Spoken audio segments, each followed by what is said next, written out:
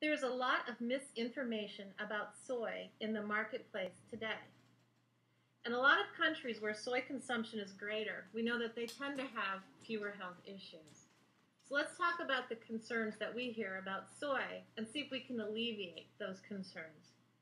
The first is referring to raw soybeans that can contain a form of phytic acid that can block mineral absorption.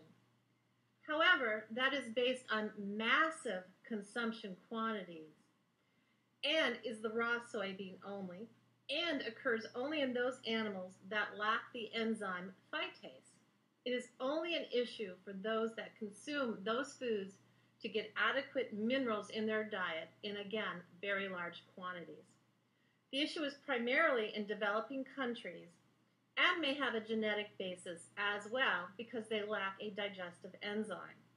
The good news is that can be supplemented and therefore alleviate the concern.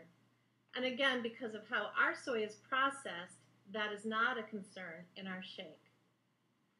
The second common concern about soy is due to the components in soy, the isoflavones, which can affect and inhibit thyroid peroxidase, which is necessary for the production of T3 and T4. There is some evidence that it could lead to thyroid enlargement or goiter.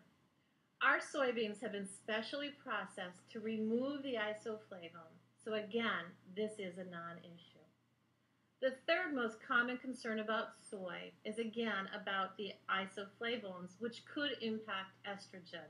We hear that primarily from bodybuilders, but there are some women who are concerned about fibroids. Again, we've removed the isoflavones from our soy, so this is not a concern. And you'll see that on the back of the label. It says lactose-free, gluten-free, isoflavone-free.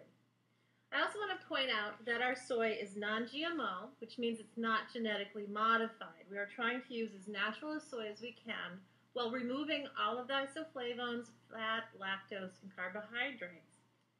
Now, why do we use soy? Well, soy has many, many benefits to the body, including being heart-friendly.